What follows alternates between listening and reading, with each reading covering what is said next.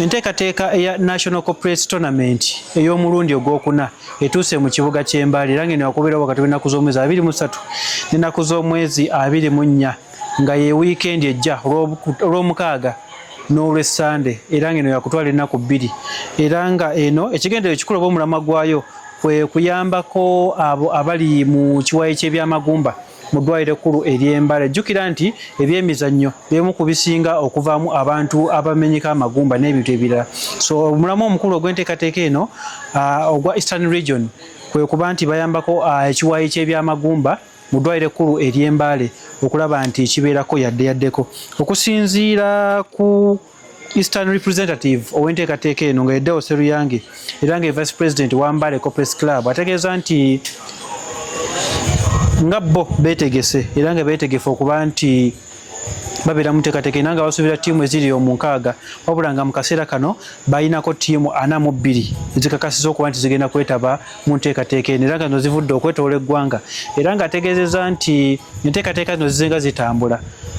Ye Michael Sande ng'ono ye chairman w'akakiiko akateesiteesi ak'empaka zino ategeeza nti bakyalina slots ez'abaagala okwetaba mu nteekateeka eno. Anategeeza nti abagenda okusamba mu mpaka zino be bali wakati w'emyaka 3 n'okudda waggulu olw'ensonga nti baagala abavubuka bano abamenya magulu nga bali mu nteekateeka eno. Ategeeza nti bakyetaaga ddala ba sponsor okuyambako ku nteekateeka eno olw'ensonga nti omulamwa gwe baliko gw'amaanyi nnyo ogwetaaga obuyambi bwa buli muntu era ng'ategeeza ne ba service provider babeetaagira ddala okuba nti bateekawo ebintu abantu bye bagenda okuba nti bafuna omuli ebyokulya ebyokunywa n'ebintu ebirala byonna ebyetaagisa era ng'ategeeza nti abamu ku basambi ebisaanyizo beebo abatali licensed oba abazannyi abalina ttiimu ze basambira nga balina license.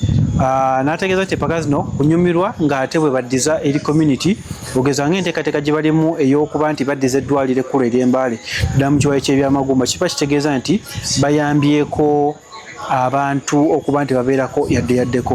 Kagatte ku bakulu bano n'oluvannyuma tweyongereyo. Nze Yeddewo Sseruyange nze Vice President wa MCC era ndi kakiiko akategesi era nze UNCT Eastern Representative. Eastern Edition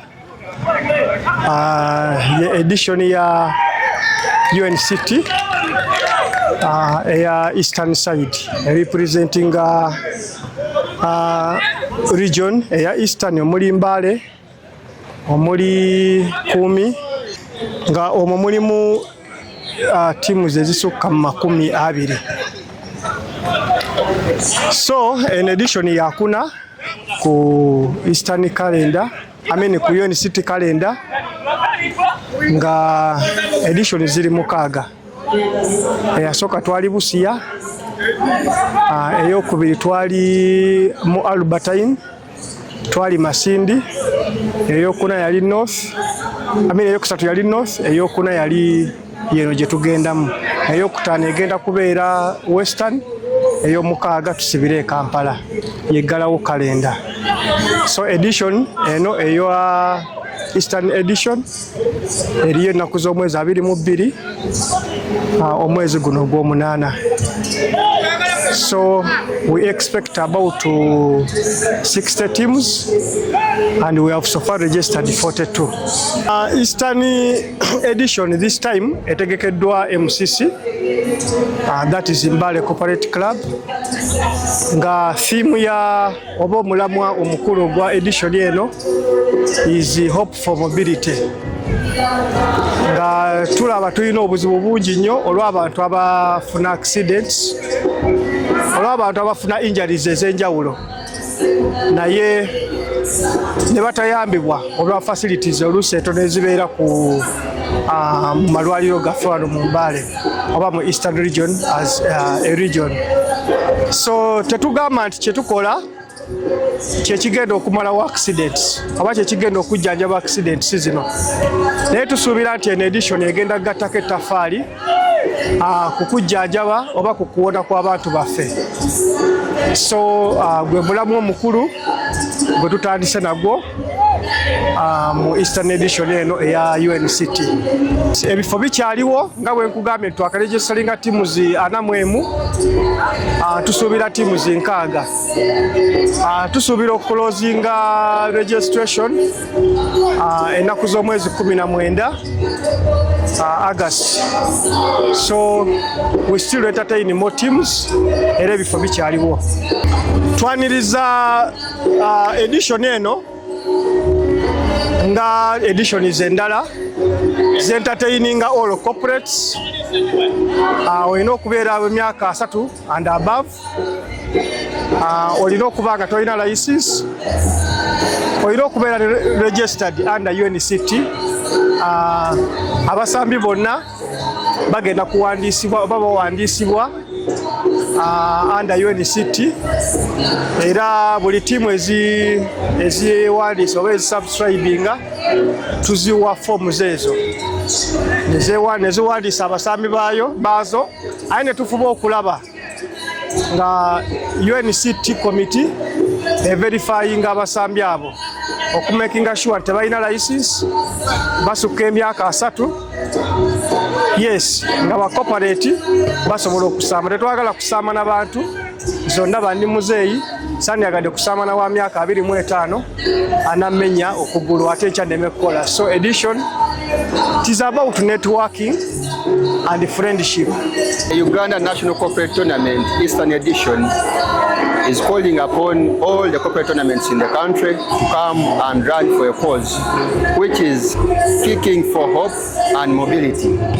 And that means we intend to support the physiotherapy department of the Mbale Regional Referral Hospital with the equipment to help patients, especially who are recovering from injuries like us footballers, those who get accidents, and those ones who are suffering from stroke. The region gets very many patients, but the facility does not have the capacity of handling all of them. Even they miss some equipment which could aid in the recovery of all those patients. So that's the main motive as why we are running this edition, on top of healthy living and networking among the corporate fraternity.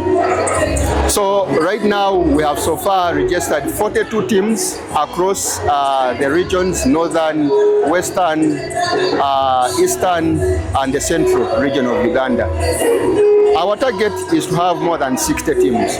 So we are still open until the 20th of August, so that it gives us enough time to draw the fixtures and plan for the players and the teams accordingly. I call upon the general public to come and support the tournament, because the money that we are going to generate is not for the tournament, but it's going to give back to the community. So I call upon all those who are able to participate in terms of footballing, please come and join us. Those who can offer services like food, juices, and other services that players will need at the pitch, you are also invited. And on a special note, we also invite the sponsors, these corporate institutions who can offer a hand towards achieving this goal. You are humbly and warmly welcome. This tournament is going to take place on the 22nd and the 23rd, and it will be hosted at the Mbale Cricket Ground. My name is Sande Maiko Atwoki, and I'm the organizing chairperson for this committee. Amabara ninyo Sande Maiko Atwoki, ninyo chairman wa organizing committee ya Uganda Corporate National Tournament Eastern Amabara ninyo Sande Maiko Atwoki, chairperson organizing committee for the Uganda National Corporate Tournament Eastern Edition. So omwaka gunu annual edition itaba Mbale Corporate Club nitwe abagi hostingire ne kwataho muno twenda kusoroza sente ezirayambaho irwaro lya Mbale na muno department eyekwataho abantu abacwekere abatiro pressure abadasobora kweyamba kuba migamiga niko bakasobora okusobora kurubata. Tuine saazini twakaregistaringa teams 42 by target ya teams 6.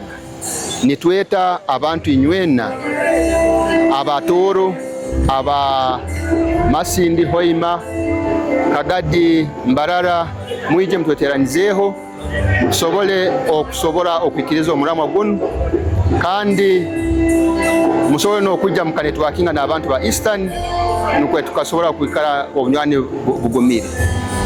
Mwebale muno. Sekamasina bananga Derek Wesonga Sinyekwa. Mwe MCC Mbale Corporate Club nambanga team captain. Awe team ya MCC. Aho tegeha kiminyo cheba corporate abantu baramba umilimo che chinjawulo. Silibeti office bangene tawnyola bati business ni babanda abandi. Ari mu milimo kino wigata twelani kumupira ne kumupira sikendera she kumupira kuli ni basale befe bayaya abapapa ni babanda abakosebwa abafunira accidents oluzungu bari physiotherapy lidwalo lya physiotherapy osoka na supportinga lidwalo delio ku main hospital so balanga mwesi aho district ya Bugisityosi Manafa Ududa Baleste Mumbale Sironko mwesi mwigate hwigate latwela kubona hori na luna hore hwabili mobili ni hwabili musatulatsila bulayi kumupila kutsahwa kwa bandu bahulu kumya hasatu kuni nangaki wamanyoro nikimya ha abilu mwenda unalinda kumaho kwitsi wamanyoro usili ni license kutegeza umundu upakimipila chile cha regional super league sofukilise wata so kana witse at least ubewo swala mele hori suinyata na nyalawetsa abawo aho makesura ano hole hori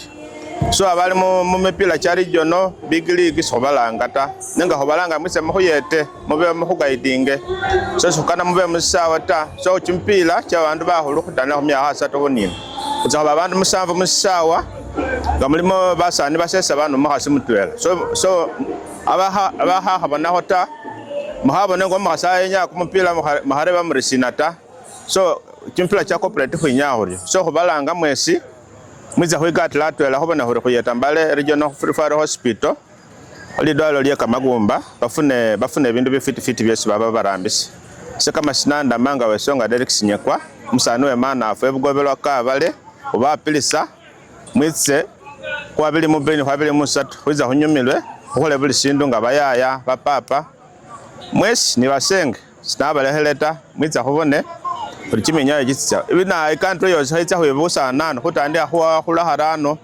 la sesaba bakala sabitangolobe ufura abamutwela ndefeso bakwafure kasa bakwagatla silingi mitwala sata agoko kesi buli team khesa sula ohuyandekza utsahorambisa sisasha Mbale cricket ground ni Mayor's Garden ohunyayila mwanyala Arengwe kirora yo Chom Francis Ekochilo MCC Mbale Corporate Club dokwa na otangendera ne corporate tournament lo leo tabunere it is ongoing ite sokere kedikana channel kawangina kote salom na pota supporting at tournament lo nara ikamote tournament lo itunga kere lwe polok lwe mojongtosi karakaisa oni kedado kari kujo mamsi kote sapa lwe bolia active football ekos keda akosa itutoro neto na mentalo ikoto situnga lwe pote ejaiso kai sportsmen tunga soma etenyo lwe bolia semo pire jasinjari zingone jade kisingi ne baka Mbale Mone Hospital atuturi